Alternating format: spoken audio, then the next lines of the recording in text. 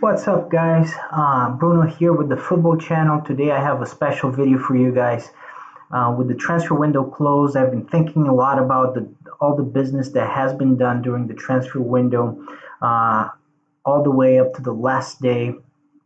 Did a couple features on it, and today I want to talk about the 10 signings that for me were really the best signings this summer. And when I say the best signings, it's not the 10 most expensive signings. I'll try to do a feature pretty soon with the 20 or 30 most expensive signings this year in the transfer window. A lot of money was still spent this year in spite of the whole COVID situation, and that caught me by surprise. I thought that clubs were just gonna fasten their seatbelts and get ready for a rocky ride, and I certainly wasn't expecting any clubs to spend a lot of money. And truth is, throughout most of Europe, they didn't spend a whole lot of money, but they did still spend some money, in Italy, Spain, Germany, France. But really, the Premier League went all out, and yes, they haven't spent as many as in previous years, but it was still over 1 billion euros, and I believe even 1 billion pounds. So a lot of money spent by Premier League teams, even in spite of the loss of income and all the uncertainty that comes with the COVID situation. But really, I want to get into the top 10 signings this summer in terms of which ones were the signings that were the best ones. Um, the criteria that I'm going to use here is which signings are really going to improve the team, were were not overly expensive, so they got a good bargain out of it, and were really good players. So really a lot of quality there. So those are kind of like the three criteria that I'm taking into account. And I just want to mention before I get into my top 10, I want to talk about some honorable mentions. So some players that didn't quite make the top 10 list, but I still thought were pretty good signings. And if you do comment in the comment section, maybe you'll complain that these players aren't in that list of 10. But it's difficult. It's difficult to make a list with just the top 10 signings because there were maybe not as many signings as in other years, but we still got some pretty good signings. But some players that didn't quite get into that top 10. I did like Mauro Icardi. I think he's a very good player, and he does add a lot to the PSG team. But he was already playing for PSG. This year was just they just officialized. He was technically on loan before, and now he's a full-on PSG player. So that's why I didn't include him in the list. If he was just being transferred from Inter to PSG this season for the first time, I think he would have made the list. But in this case, since he was already at PSG, I didn't include him. PSG did some good business, Danilo Pereira, but the problem with Danilo Pereira is that it's a loan. So even though they're probably gonna sign him definitively, and they have a buy clause in the contract in the deal, still technically a loan. So I didn't include it in the list, and I also, to be honest, I wasn't quite sure if he quite made that top 10, even though he was a very good signing. Thomas Partey, a lot of people are probably that watch this video are probably going to wonder, why didn't you include Thomas Partey? I think, yeah, it was a great signing for Arsenal, but not quite in that top 10. They still paid quite a bit of money for him. They paid the money pertaining in his clause, 50 million euros. So I mean, it was still quite a bit of money. Also, Van de Beek, a good signing for Manchester United. Alex Telles, good signing as well, but nothing out of this world really. Ziyech, I think, was a good signing as well, but uh, in my opinion, doesn't quite make it into that top 10. And then there were some pretty good free agent signings or signings for free: Alexis Sanchez, Arturo Vidal, Rafinha, Rakitic. So mostly players from Barcelona that Barcelona just let go. But the truth is, a lot of these players, even though they're going to add a lot of value to their new teams, they were a little bit past their prime, and they had big salaries. So that it makes some sense that Barcelona let them go, even though they'll be disappointed that they didn't get any money for them really. Even Mario Götze, I thought it was a very good signing for PSV, and they got it fairly late in the transfer window after most in transfer window was actually already closed in most countries, but PSV was able to get that late deal with Mario Götze, and I think for them, for the size of their club, that's a great coup and good for Mario Götze as well because he has a club again. Um, Now, really let's get into the top 10 list, and I'm excited to share with you guys. I'm going to start with Fabio Silva, number 10. A lot of people are going to complain, well, Wolves paid a lot of money for this kid. He's largely an unknown. He shouldn't really make it into the top 10. Well, to be honest, I disagree with you if that's what you think. I think this is a very good signing. I think Nuno knows what he's doing. Fabio Silva is actually a fantastic talent. Yes, he has a lot to prove still. He still has a lot to prove because he's only 18 years old. But look, 18 years old, and he's already a very, very good striker. I think he's going to develop into really top talent. And for 35 million pounds, which is reportedly what Wolves offered for him, and the money that they paid for him to get him from Porto, I think that's a good deal. Yeah, it seems like a lot, 35 million pounds, and it is a lot for an 18-year-old usually. But the thing is, if that 18-year-old turns out to be a world beater, and then you have a striker for the next 10 years, I mean, that's a fantastic deal. And let's be honest, if he does develop into a top striker, we're talking about Wolves here, so they probably won't be able to keep him for more than 2 or 3 years. But at that point, maybe they sell him for 50 million pounds or 60 million pounds. 3 years from now, Fabio Silva will be 21, and I think he'll be the starting striker for the Portuguese national team. I think strategically, if you're going to pay a lot of money for a player, when you're paying that much money for a 18-year-old striker who looks extremely good, and I think and that is going to bring some value to your team. I think that's really a fantastic signing overall. So that's why it makes it into the top 10 in my opinion. Now, number 9, Artur Melo from Barcelona. Artur is a fantastic midfielder.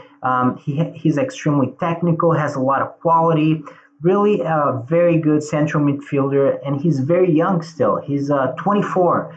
So I think Artur is really, if he gets his mind right, if he gets his head in the game, I think he can be a very influential midfielder for Juventus and as well as the Brazilian national team. We have the World Cup coming up in a couple of years, and I think Artur, he'll be 26 in 2 years from now. I think he'll be a key part of the Brazilian national squad. I mean, he already is, but he's going to be even more important. I think this is really one of those players that will be a very important player in the next 4, 5, 6 years. And that's the kind of player that Juventus or any other big club, in my opinion, should be getting if they have the opportunity to do so. And look, they paid a lot. Technically, Juventus paid 66 million pounds for him. So around 65 million pounds, which is a lot of money. If that was the end of the story, I probably wouldn't have included him in that top 10 because that would have been a little bit too much. But plus 10 million in add-ons. But that's not really the case because most of that money Juventus got back by selling Pjanic, by including Pjanic in the deal. And Pjanic is, I believe, 30 years old. And so really, Artur ended up costing Juventus about 10 million pounds. I mean, a player like Artur for 10 million pounds, and yes, they did lose Pjanic to Barcelona, but they are exchanging. I think that they're definitely the winning side in that deal because they're exchanging two players that I think have similar quality, but one of them is 24 and has a lot of potential, Artur, and the other one is 30, and he's really maybe not past his prime. Some people would say that Pjanic is a little bit past his prime given how he played last season, but certainly, I mean, how many years does he have ahead of him at top level? 2, 3, 4 years at the very, very most.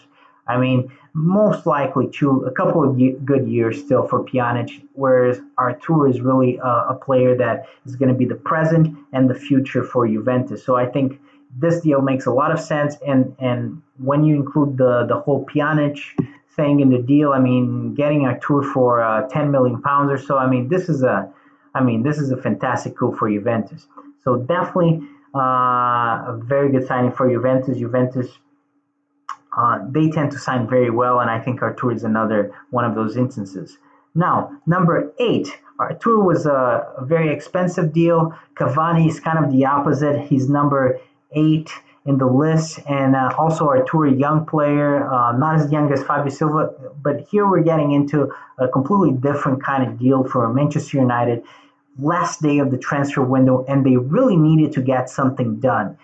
They weren't able to bring in Sancho. They weren't able to bring in Dembele. So really, they needed to get some players in, and they did get, to be fair, Alex Telles and Cavani in the last day of the transfer window. So a lot of people complaining about United's business. I think, look, for considering what happened, yes, certainly not perfect, but still, Cavani is a good deal for any team, I think, in Europe right now. Yes, it makes sense for PSG. They got a lot from Cavani. So, and he was perceiving a big salary. He's 33 years old. So, I mean, it made sense for PSG to let him go. But it makes a lot more. It makes even more sense for Manchester United to go after a player like Cavani, who's really going to add a lot to the team. Is going to have an immediate impact. Has a winning mentality, strong work rate, brings in the goals. I mean, this is a fantastic deal. If you're getting him for nothing, I think Edison Cavani certainly. The only thing against this deal really is the fact that he's 33 already. But still, I mean. When you don't pay when you pay £0 for the signing, I think that's still a pretty good deal. Now, moving on, Federico Chiesa, number 7, another fantastic deal for Juventus in this transfer window. They didn't spend a crazy amount of money overall, but they did get some quality players.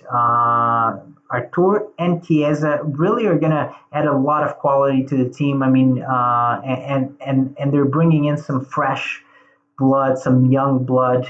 When they do need to start doing this process of rejuvenating the team, and that's what they're doing in a very smart way. I mean, if you look at the previous deal that we're talking about, they let go Pjanic, 30 years old. They bring in Artur Melo, 24 years old.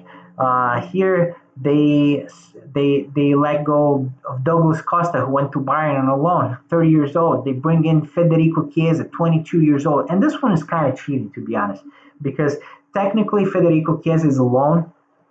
Juventus loaned him from Fiorentina, but let's be honest here. I mean, he's a loan, but Juventus is paying, I believe, £3 million the first year and £7 million to loan him the second year. And on top of that, there's a buy clause which goes to about £50 million. So this is going to be an expensive signing when all is said and done. But I don't expect him to go back to Fiorentina at all. I think he'll definitely stay at Juventus, a Juventus player.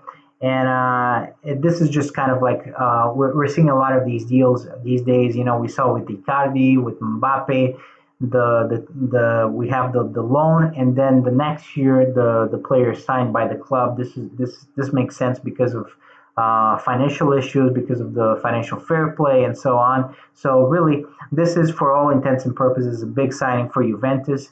We're talking about £50 million, give or take, but he's worth it. He's worth it. I think every penny or pence. Federico Chiesa is 22 years old, but he's really one of the top talents, the top young talents in Italian football, in European football. He's a very hot prospect, and I think if he becomes the player that I think he will become, I think we're going to be talking about Federico Chiesa for a long time, and he'll serve Juventus very well. And I think this is a good way to Juventus. Yes, they have Cristiano Ronaldo, and he's a key part of their project, but Cristiano Ronaldo is 35, so they need to bring in these young superstars like Federico Chiesa, keep Dybala, so they can keep building a very good young team. Artur, They got leaked last year, so this is what they need to do. They need to bring in very good young players and keep developing the team. So great deal for Juventus, who's moving very well in the transfer market as usual. Now, next one, Luis Suarez. This is more like the Edison Cavani deal, another 33-year-old Uruguayan international. The only difference really is that, well, there are two differences. Atletico Madrid did pay a little bit of money for him, unlike Manchester United. They paid around £5 million for the signing to bring him in from Barcelona. So Barcelona got a little bit of money, but let's be honest. I mean, £5 million for Luis Suarez is practically nothing. This is one of, if not the best striker of his generation, and he's a superstar. He's not Messi, but close enough. This is an incredible coup for Atletico Madrid. Not only getting Luis Suarez, a player like of the caliber of Luis Suarez, but getting him from Barcelona. So we're seeing a little bit of a power shift there, and we even saw recently Enrique Cerezo, the president of Atletico Madrid, say that he thinks it's possible to bring in Messi and have a Suarez-Messi partnership in Atletico's attack in the future. I mean, that would be incredible, and it's really a power shift in La Liga that we're watching, and this is fantastic for Atletico in terms of it kind of reminds me of Cristiano Ronaldo's deal when Juventus got Cristiano Ronaldo. This is obviously not as big, also because Juventus paid 100 million euros at the time, and Atletico Madrid only paid about £5 million for Suarez. So very different kind of investment. But this is a big name. This is a big name for Atletico. Is really going to boost Atletico's reputation. And hey, who knows? Maybe they'll get Messi in the future because of Suarez. They're good friends and they work very well together. So who knows? But in any case, just Suarez alone, I think it's a fantastic deal for Atletico. Now moving on, number 5, Kai Havertz, and now this one, I really wanted to put him in number 1 because Kai Havertz, I think, look, he's only 21 and he's a fantastic player with a lot of potential. I mean, there really aren't that many players like him in the market at all. I mean, a 21-year-old, super young, but this man is going to be, I'm almost positive, the future of the German national team and the future of Chelsea. This is a fantastic coup for Chelsea. Incredible signing, and they can really build a team around him. He can play as a number 10. He can play in the wing. He can even play as a forward of some kind. So he can do it all. And I think his best position is number 10, and that's where he's really going to shine if they give him the chance at Chelsea. But man, I mean, this guy has so much quality and so many years ahead of him. So this is really a number 10 for the next 10 years that Chelsea's getting if they don't sell him. But I mean, it's a fantastic deal. You know, it's really the biggest signing of the summer in my opinion. However, the reason why he's not number 1 is because Chelsea did pay £72 million for him, which seems even more now with the whole COVID situation going on and transfer fees not being as high as they used to be. I mean, it's a lot of money. It's a lot of money that Chelsea paid for him. So he really needs to pan out. That's why he's not number 1. But look, it's £72 million, but I think he's still worth it. He's still worth it. It's probably not the greatest coup of the summer, or at least the greatest deal of the summer, but it's still a fantastic signing for Chelsea. I think it's a very smart signing, and I think he's gonna add a lot to their team. So fantastic signing for Chelsea. And now number four, another German international, Leroy Sané. This one, a fantastic deal for Bayern Munich. 24 years old, and they got him for £40 million, a little bit more than £40 million from Manchester City. I mean, what a deal! You get a guy like Leroy Sané for £40 million. I mean, this kind of deal, I mean, it probably wouldn't have been possible before the COVID situation. it's just it's not a lot of money for a guy like Leroy Sané, who's really one of the most promising players in world football. This is a fantastic signing for Bayern Munich, who shows the world once again that they know what they're doing better than anyone else. I mean, any other club. They're just fantastic at building a team with.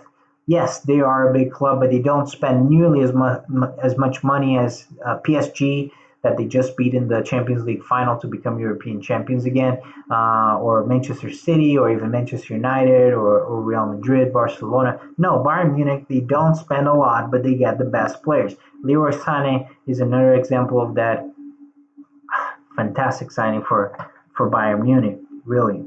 Um, but number three, I think, is even better. Timo Werner, wow, what a striker that Chelsea got, and 47.5 million pounds. Also a German superstar, 24 years old. And the reason why I rank him a little bit above Leroy Sané, I think these are very similar deals. And he even costs a little bit more money.